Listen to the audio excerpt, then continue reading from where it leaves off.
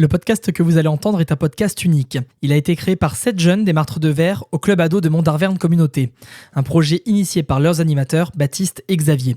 En seulement 3 jours, ils ont découvert le monde de la radio et du son et ont dû créer une émission avec des interviews, des débats, des chroniques. Une émission entièrement animée par les jeunes de A à Z. Ce podcast est le résultat de ces 3 jours de travail. Il porte sur cette question choisie par les jeunes eux-mêmes. Métier artistique, pourquoi nous ados, ça nous attire. Un atelier podcast porté et produit par Jeux d'Anime. Vous vous demandez si c'est possible d'avoir un podcast au Martre de Verre ?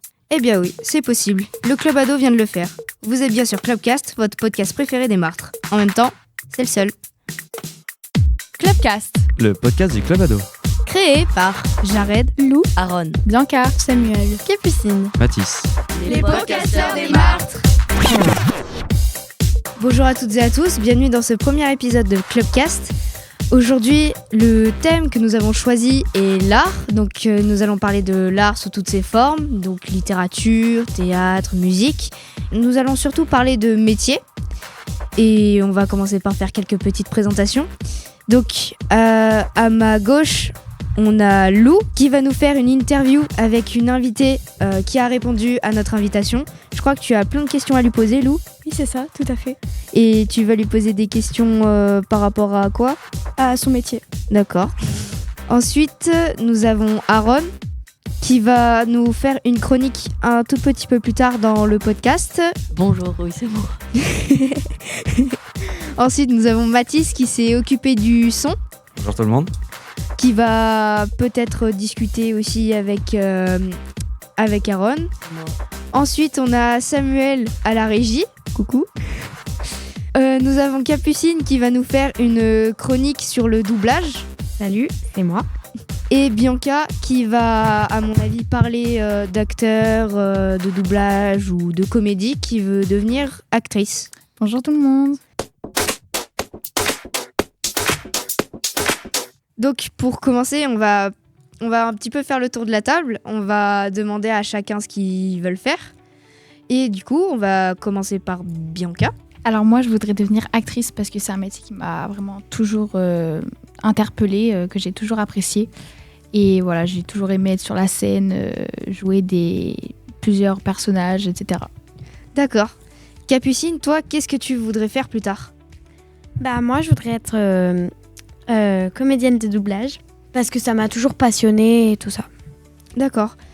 Mathis, toi qui t'es occupé du son, est-ce que tu veux faire de la musique plus tard ou tu veux faire autre chose ? Alors moi je serais plus parti sur autre chose, donc je serais rentré plus dans les métiers de l'aéronautique, en rapport avec l'aéronautique. Mais effectivement, tout ce qui est dans la musique en rapport avec le son, c'est plus une passion qu'autre chose. Mais ça va rester quelque chose que j'aime bien. Et toi, Aaron ? Devenir DJ pro. Est-ce que tu peux nous dire pourquoi ? Parce que j'ai toujours aimé la musique. D'accord. Et toi, Lou ? J'aimerais bien travailler dans tout ce qui est dans la mode, l'influence, etc. Des trucs comme ça. Et voici notre premier sujet. Est-ce que pour vous, la mode fait partie du domaine artistique ? Alors, je vais laisser la parole à Aaron parce qu'il veut parler. Je pense que c'est artistique parce que je choisir des couleurs, de faire des défilés. D'accord. Capucine, oui ? Moi, je trouve que la mode, oui, c'est un métier artistique parce que déjà, t'as toutes les créations, les robes et créer des choses comme ça, je trouve que c'est de l'art. Je rejoins Capucine parce que je trouve que c'est totalement... la mode, c'est totalement un métier artistique parce que, comme elle a dit, les défilés, etc., le design de tous les vêtements, il y a les mannequins aussi, pour moi, c'est totalement artistique. Ton avis, Mathis ? Ouais, je pense que ça fait quand même partie du domaine artistique. Déjà, créer les designs, faire les dessins des robes, puis après les créer, c'est du travail et c'est assez artistique. Et pour moi, c'est aussi un métier artistique et c'est les mêmes raisons que tout le monde. Exactement tout le monde. Récemment, on a envoyé Bianca sur le terrain, enfin, au champ, et elle leur a demandé qu'est-ce qu'ils voulaient faire quand ils étaient adolescents. Et donc, on va vous passer les enregistrements. Gendarme, par rapport à ce que j'ai vu à la télé peut-être, oui. Et série policière, c'est peut-être ça qui m'a intéressé. L'uniforme, mais puis finalement, j'ai pas fait ça. Je suis assistante d'exploitation. Alors j'étais coiffeuse avant. Moi j'ai toujours rêvé d'être maçon, parce que le métier me plaisait, de construire. Parce que j'ai fait un métier passionnant, de contact avec le public, parce que j'étais libraire. Ah, très bien, d'accord. Une clientèle charmante, tout le monde était relativement ouvert et cultivé. Et moi je voulais être policier. Tu sais ce que je suis devenu ? Non. Policier. Oh. Une passion, oui, la peinture. J'aime bien faire de la peinture sur toile. Je n'ai pas fait mon métier parce que j'étais pas assez douée. Je voulais travailler dans le médical, j'ai travaillé dans le médical et aux manipulatrices radio. J'aurais aimé faire les arts déco. À 14-15 ans, ça devait être jonglé entre architecte et puis après illustrateur, dessinateur, des choses comme ça. Parce que la création, l'art et toutes ces choses-là, c'était chouette, j'aimais bien. Je ne savais absolument pas ce que j'allais faire. Moi c'était cuisinier, j'étais ado. J'adorais ça. Ma grand-mère cuisinait beaucoup. Et moi je trouvais ça super cool. Moi j'aime beaucoup manger après. Du coup cuisiner, moi ça me faisait rêver. À 14-15 ans, je voulais être prof parce que j'aimais transmettre ce que je savais. Je voulais faire plein de choses. J'ai envie de faire plein de choses. J'aurais bien voulu monter des grands événements. J'adore organiser. Ce que je voulais faire quand j'étais jeune, oui, je voulais faire institutrice. Et malheureusement, j'avais pas les capacités. J'étais imprimeur. Quand on est jeune, on a plein de rêves. C'est normal. Mon rêve, c'était d'être pilote de chasse. Alors, avec ce que nous venons d'entendre, est-ce qu'on peut avoir certaines différences par rapport à notre génération ? Pour moi, je trouve que notre génération est plus dans les métiers artistiques que les générations d'avant, donc nos parents ou nos grands-parents. Parce que je pense qu'on est plus influencé par les réseaux, l'informatique, etc. Tout ce qu'on voit dessus, donc le mannequinat, plein d'autres choses. Pour moi, je suis d'accord avec toi parce que avant, il n'y avait pas les réseaux sociaux. Il y avait, si on prend entre 1900 et 2000, il y avait des guerres, il y avait des crises, il y avait d'autres problèmes. Sauf que aujourd'hui, nous, on n'est pas dans une période tranquille, mais c'est moins perturbé qu'avant. Donc des gens sont plus intéressés par les domaines artistiques et par les choses qui leur plaisent. Je suis tout à fait d'accord avec toi, Bianca et Jared, parce que je me dis que avant, les métiers artistiques c'était sûrement plus critiqué, moins bien vu. Il y avait plus de jugements, etc. Pourquoi il y aurait des jugements sur les métiers artistiques à l'époque et pas maintenant ? Parce qu'avant c'était moins bien vu, on va dire, j'imagine. C'était moins bien vu parce que les gens se démarquaient des autres, c'était original. Et pas tout le monde appréciait ça. Oui, aussi parce que c'était maintenant il y a plutôt les métiers artistiques parce que comme sur les réseaux aussi, mais c'est surtout influencé par, ça peut être mannequin, maquilleuse et tout ça. Et je pense que les jeunes de maintenant, vu qu'ils regardent beaucoup internet, ils sont plutôt influencés par ça. Et aujourd'hui, contrairement à avant, il y a beaucoup d'écoles qui sont spécialisées dans ces différents domaines. Avant, il n'y avait pas... C'était juste des écoles générales, donc on apprenait les mathématiques, le français. Mais maintenant, il y a beaucoup d'écoles où on apprend à dessiner, le vocabulaire du dessin. On peut apprendre la cuisine, on peut apprendre aussi l'hôtellerie. On peut apprendre plein de choses aujourd'hui, contrairement à avant.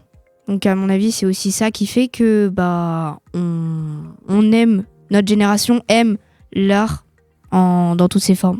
Et puis quand je suis allée au chant, il y a beaucoup de personnes qui m'ont dit qu'ils faisaient comme travail ce qu'ils trouvaient, ce qu'ils pouvaient.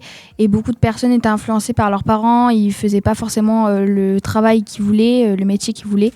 Et voilà. Oui, t'as raison, Bianca, parce que on a posé des questions à plusieurs personnes. Et surtout une personne, il voulait devenir policier comme son père. Et il a pris la suite de son père, voilà.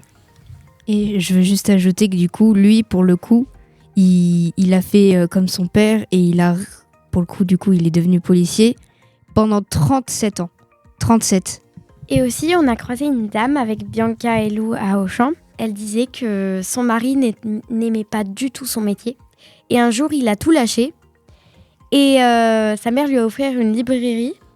Et il est devenu libraire. Et sur ce coup-là, il a aimé son travail. Eh bien, je pense qu'il est temps de passer aux chroniques.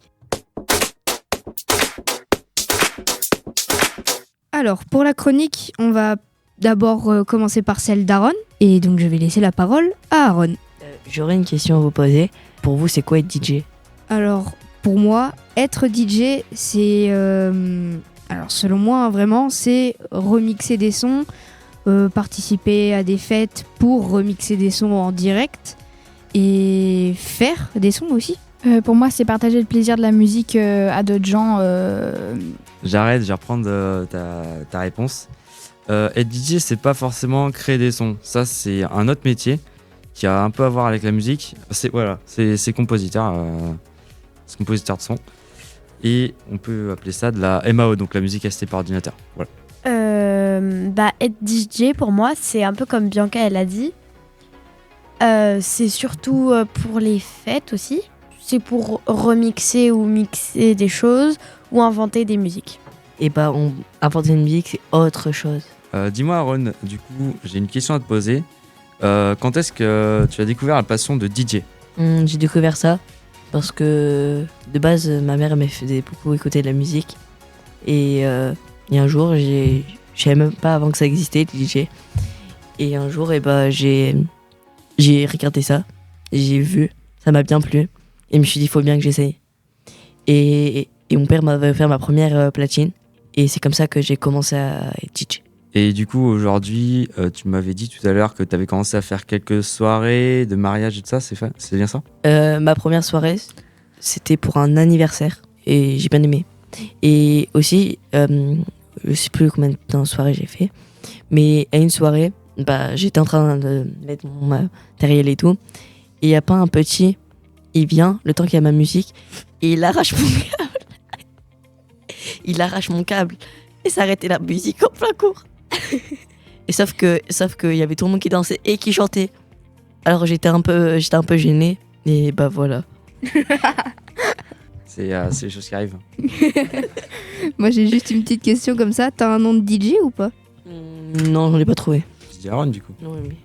Et toi Mathis, ton parcours dans le DJing ? Alors moi, j'ai découvert la DJ en fait, passion de DJ lors d'un anniversaire. Donc c'était l'anniversaire d'un membre de ma famille.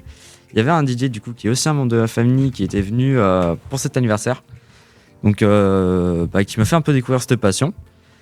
Suite à ça, j'ai commencé à kiffer, à aimer la musique, vraiment bien aimer. Et d'ailleurs, c'est lui qui m'a offert une petite platine justement pour que je puisse un peu débuter, on va dire ça comme ça. Que je puisse débuter la musique. Et suite à ça, je me suis amélioré, je me suis acheté du matériel. Donc là, j'ai le meilleur équipement, je me suis acheté un peu de son cet été et tout ça. Et aujourd'hui, j'ai fait quelques soirées, quelques événements, etc. Et tu as un nom de DJ toi ou pas ? Alors moi, ouais, c'est DJ Mad 2.0. Bon, ça fait un peu long, du coup, on m'appelle tous un peu DJ Mad, bon voilà. Est-ce que tu fais des sons ? Ouais, justement, on a parlé tout à l'heure que compositeur, c'est à part DJ. Et justement, ouais, je fais de la MAO, donc je fais certains morceaux. Bon, j'ai fait plus ou moins à l'arrache. Voilà, ça dépend si j'ai le temps ou pas. Ok. Et Aaron, est-ce que toi, t'as fait des sons ? Plus dans l'électro et je l'ai créé sur un logiciel. À quel âge t'as commencé à être DJ ? J'ai commencé à 9 ans. Ah ouais, ça fait beaucoup quand même. Ça fait 4 ans. Et toi, Mathis ? Moi, j'ai commencé à 11 ans, donc ça va faire 5 ans cette année. Et je voulais savoir, vous faites quel type de musique la plupart du temps ? Je suis plus dans l'électro et la techno. D'accord. Et toi, Mathis ? Alors moi, je fais vraiment de tout, sauf du rap. Voilà, je n'aime pas le rap. Ça... D'accord. Je pense qu'ils sont déjà un peu tous au courant. Eh bien, nous avons une invitée qui, je pense, attend depuis un petit peu longtemps maintenant. Donc, on va passer à l'interview. Comme dit précédemment, aujourd'hui, nous avons une invitée qui va nous parler de son métier et qui va nous parler du coup de l'art. Et elle en a fait d'ailleurs son métier. J'ai nommé Mademoiselle Anaïs, qui est professeure de solfège à l'école de musique des Martres de Verre. Bonjour Anaïs, comment allez-vous ? Bonjour, ça va et vous ? Ça va très bien. Nous, en tout cas, on est ravis de vous accueillir aujourd'hui. Et du coup, moi déjà, j'ai déjà une question dans la tête. Qu'est-ce qui vous a fait aimer ce métier ? Je faisais de la musique quand j'étais petite et j'ai toujours adoré ça. Et puis au lycée, je me suis dit, je ne peux pas faire un métier autre que dans la musique, ça va trop me manquer. D'accord. Et depuis combien de temps ? Maintenant, ça va faire 3 ans que j'enseigne. Est-ce que vous aimez votre métier d'abord ? J'adore mon métier. Et du coup, ça veut dire que depuis que vous êtes adolescent, vous aimez faire ça ? Oui, moi D'accord. j'ai toujours adoré ça. Donc du coup, quand vous étiez jeune, vous n'aviez pas d'autres métiers en vue ? Au collège, j'avais envie de travailler dans la police. Qu'est-ce qui vous donnait envie ? De m'occuper de la sécurité des gens, pouvoir aider les gens autour de moi. Pourquoi vous n'avez pas voulu faire policière ? J'ai changé d'avis en cours de route. En fait, je me suis dit que si je me mettais à travailler dans la police, j'aurais plus autant de temps à consacrer à la musique et que le piano, ça allait devenir vraiment quelque chose de secondaire. Et je me suis dit que ça allait être étrange un quotidien où en fait, je faisais plus de musique tous les jours. Et qu'est-ce qui vous a fait aimer la musique ? Je pense que c'est le fait d'avoir joué avec plein de copains en dehors des cours de musique, d'avoir joué dans des ensembles, des orchestres. Ça m'a beaucoup plu et ça m'a donné envie de continuer là-dedans. D'accord. Et si vous devez décrire votre travail, vous le décrirez comment ? Alors pour moi, enseigner la musique, c'est transmettre une passion, parce que la musique, c'est forcément quelque chose qui nous passionne. Et puis c'est pouvoir faire découvrir aussi ce monde-là aux enfants, notamment, mais aussi aux adultes qui ont envie de se lancer dans la musique. Est-ce que vous pensez qu'il faut certaines compétences pour faire ce métier ? Je pense qu'il faut être bienveillant, à l'écoute des autres, et puis il faut avoir envie de transmettre cette passion-là. Et vous trouvez ça assez compliqué de faire apprendre ou même d'apprendre ? Faire apprendre, ce qui est intéressant, c'est que chaque élève va être différent et donc va pas forcément être réceptif de la même manière. Du coup, il faut toujours s'adapter à la façon dont on perçoit. Dont on perçoit, oui. D'accord. Donc tout à l'heure, vous nous disiez que vous aimez bien la musique. Et du coup, moi, ce que je vais vous demander, c'était quoi votre premier instrument ? Moi, j'ai commencé en faisant du piano. Et ça fait du coup combien d'années que vous faites du piano ? Ça va faire 13 ou 14 ans, je dirais. Oula. Notre âge. Et vous avez fait quoi d'autre comme instrument ? J'ai fait un tout petit peu de flûte traversière quand j'étais toute petite, mais j'ai pas prolongé cet apprentissage-là. Et ensuite, je me suis mise aux percussions, notamment à tout ce qui est clavier comme xylophone, marimba, vibraphone. Et puis depuis 2 ans, j'ai commencé aussi la batterie, les timbales. Donc c'est assez intéressant. Moi, j'ai une petite question par rapport aux instruments, surtout. Est-ce qu'il y a certaines difficultés à enseigner le solfège avec d'autres instruments ou ce sera toujours pareil ? Je pense que chaque instrument a ses difficultés. Au piano, nous, l'avantage, c'est que dès le début, on a un joli son, entre guillemets, dès qu'on met les mains sur les touches, alors que des instruments comme par exemple la flûte traversière, où il faut vraiment souffler pour créer son propre son, au tout début, le son va pas forcément être très joli. Donc là, les difficultés sont pas les mêmes, mais nous, au début, au piano, souvent, on va attaquer un petit peu mains séparées, puis la difficulté du mains ensemble viendra après, alors que la flûte, eux, ils vont d'abord aborder la difficulté du son, et puis après, ils pourront avancer. Voilà. Je pense que chaque instrument a ses difficultés et pas forcément au même moment de l'apprentissage. Par rapport aux cours de musique, vous avez fait des cours de musique ? Oui, tout à fait. Et vous avez étudié quelle question ? Vous avez étudié le solfège ? Tout à fait. Et ma question, c'est combien de temps ça vous a pris ? Et j'en aurai une deuxième après. En général, ça prend combien de temps pour apprendre le solfège ? Alors, moi, j'ai fait tout mon cursus, en fait, au Conservatoire de Clermont-Ferrand. J'ai donc fait mes 8 premières années de solfège et piano dans le cycle habituel, en fait. Donc, globalement, chaque musicien fait entre 6 et 8 ans de musique avant d'être vraiment bien formé pour pouvoir en faire vraiment tout seul de son côté. Et moi, ensuite, j'ai continué, j'ai fait un cycle professionnalisant. Donc, j'ai fait 4 ans de solfège en plus et de piano aussi.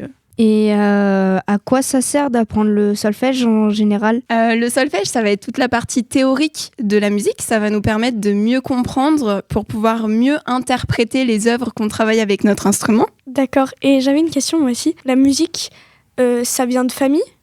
Ou vous avez appris toute seule à aimer la musique ? Moi, j'ai baigné dedans depuis toute petite parce que mes 2 parents sont professeurs de musique. D'accord. Donc voilà. D'accord. Est-ce qu'il y a des élèves, du coup, qui viennent et qui veulent peut-être faire pareil que vous plus tard ou travailler dans la musique ? J'espère que parmi les élèves qui viennent à l'école de musique, il y en a à qui ça va tellement plaire que ça va leur donner envie de poursuivre dans ce monde-là. Après, certains viennent le loisir. Pour le loisir, tout à fait. Et puis, il y en a d'autres qui, pas forcément au début, vont vouloir en faire leur métier, mais au bout de quelques années, vont se poser en tout cas la question. Du coup, pourquoi la musique, ça fait rêver ? La musique, ça fait rêver parce que c'est une passion, parce que la musique, c'est du partage, parce qu'on est souvent avec les copains pour faire des concerts. Puis, c'est un milieu artistique où on peut monter plein de projets différents, on peut faire plein de choses très éloignées les unes des autres. C'est un monde très, très large où il y a énormément de choses à apprendre. Et puis, c'est quand même avant tout une passion. Donc, en général, c'est tout le temps du plaisir et du bonheur. Eh ben, l'interview touche donc à sa fin. Merci Anaïs d'être venue. Et passons au prochain sujet. Au revoir, merci beaucoup.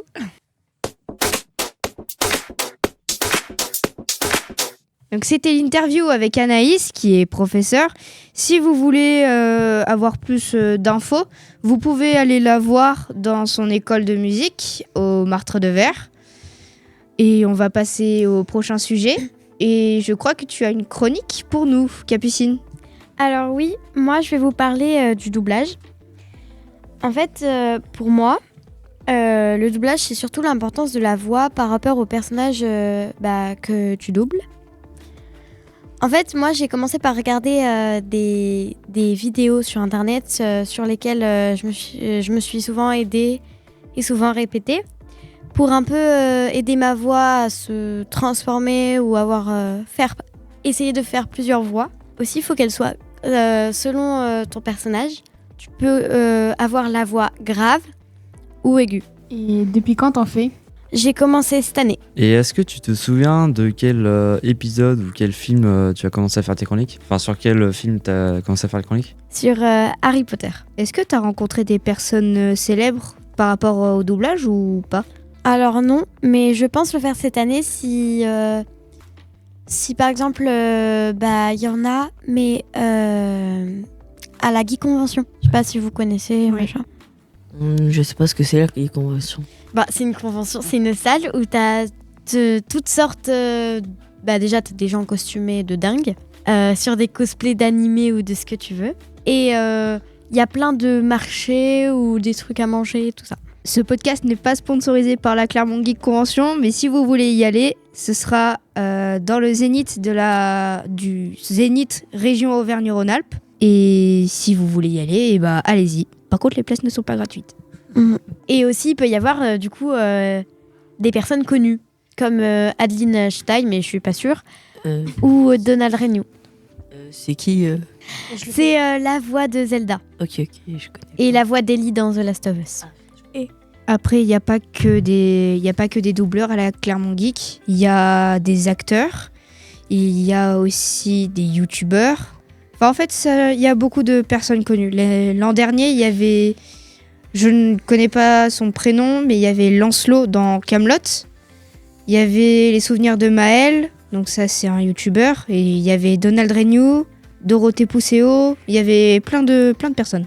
Et si tu devais choisir un extrait de film ou d'épisode ou de série, tu choisirais quoi ? Que j'ai déjà doublé ? Oui, ou que t'aimerais, comme tu veux. Alors, il y en a 3 que je peux pas choisir. Si je peux vous les citer, c'est Avenger, Zootopie et Spider-Man. D'accord, et ceux du coup que tu préfères ? Je peux pas choisir. Ok. Est-ce que tu as une facilité à faire une certaine voix, un certain timbre ? Pour un personnage ? Non, pas. Est-ce que tu as je te demande pas si tu as une facilité avec un perso, un timbre de voix aigu, grave. Je vais surtout dans les aigus pour faire les voix toutes mignonnes comme ça. Ok. Est-ce qu'il y aurait un personnage que tu rêves de doubler ou acteur ? Oui, peut-être Zelda, parce que moi je trouve que je le fais super bien. Est-ce qu'il y en a autour de la table qui auraient un personnage qu'ils aimeraient bien doubler ? Non, la doubleur, c'est pas tellement pour moi, donc pas spécialement. Moi aussi, c'est pas vraiment pour moi, alors. Je laisse pour ceux qui aiment ça. Et sinon, j'aimerais bien doubler un des mignons. Je trouve ça drôle. Et tu penses que tu peux faire un mignon, là ? Non.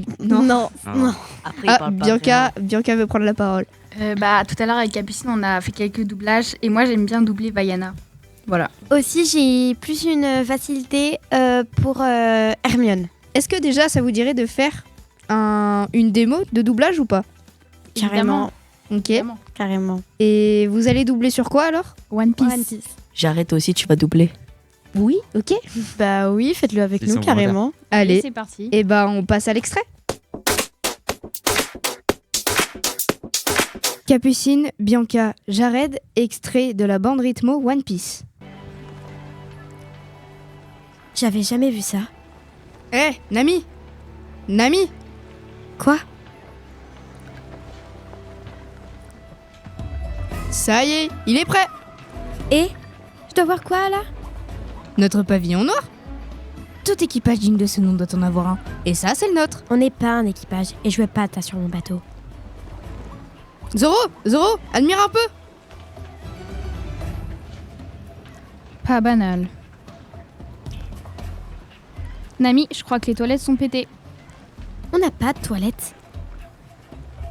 Ah, alors, je sais pas, mais il y a un truc qui fuit. Quoi?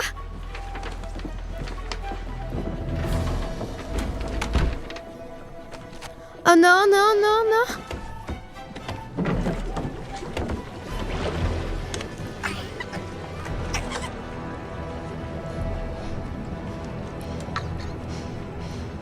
Chiotte.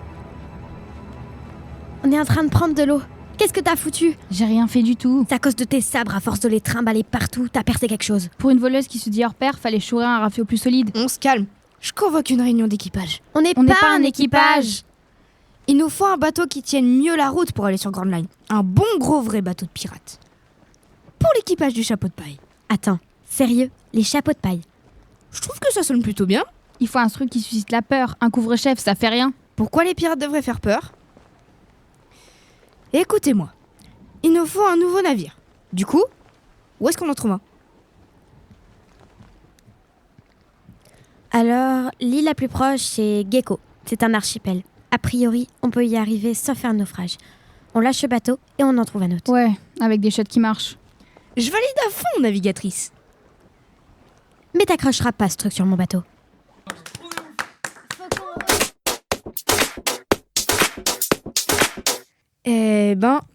Pour moi, c'était assez compliqué. Juste Capucine, il y a quelque chose que j'ai pas vraiment compris.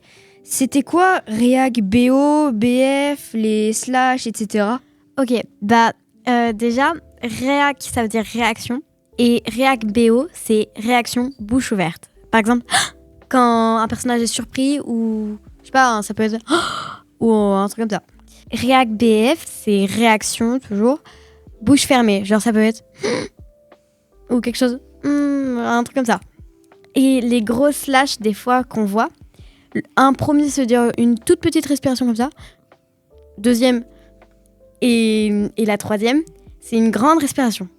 Et ensuite, t'as les H. C'est aussi un peu les respirations, c'est vite fait comme ça. D'accord. Ça veut dire quoi quand dans le mot, il y a la lettre et ensuite un petit trait en bas? Ah, par exemple, si on te dit « et » et qu'il y a un trait comme ça, c'est il faut prolonger le la mot. Faire durer. Comme ça. Et comme ça. C'est compliqué à retenir tout ça.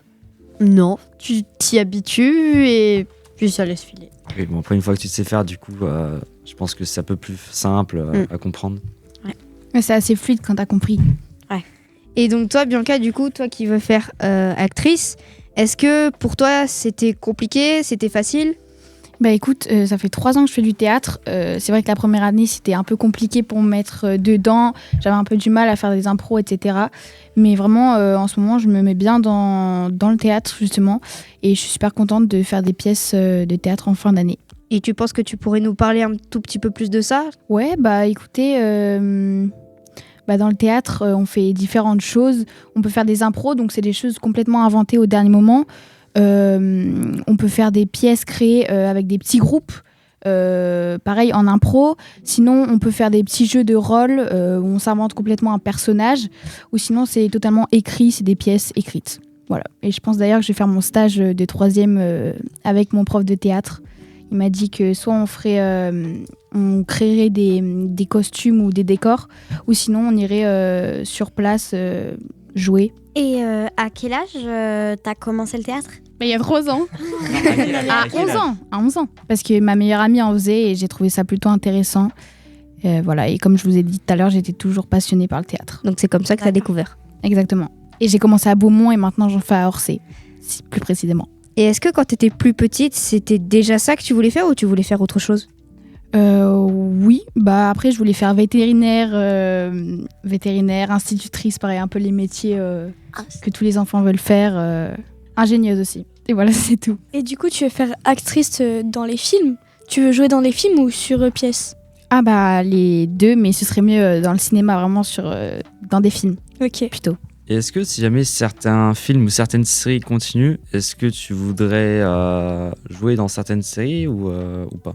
Ouais, carrément, ce serait vraiment un kiff pour moi. Si j'aimerais bien jouer dans par exemple des films qui se continuent, film 1, film 2, film 3. Pas forcément des séries, mais... Oui, avec des trilogies comme Star Wars. Voilà, exactement. Est-ce que quand t'as regardé un film, tu t'es forcément dit « Oh, celui-là, il est trop fort, machin, je vois pas comment il peut jouer un truc pareil, machin ». Ouais, après, il y a des acteurs, ça se voit direct qu'ils jouent bien, qu'ils transmettent les émotions par l'écran. Et dans quel film? Ça dépend, mais par exemple les Avengers, plein de films. Je ne saurais pas tous vous dire parce que j'en ai vu plein, mais voilà. Si tu aurais un style, on va dire, de film où tu arrives le plus à jouer, par exemple... Aventure, horreur, comédie... Action. Alors ça, je ne saurais pas vous dire parce qu'au théâtre, les scènes de fin d'année sont imposées. Donc on aide à créer le texte, etc. Mais c'est imposé un peu, que ce soit romantique... horreur, aventure, etc. Mais t'en préfères un? Ouais, j'aime bien les films d'action. D'accord. Et moi, j'ai une question pour tout le monde.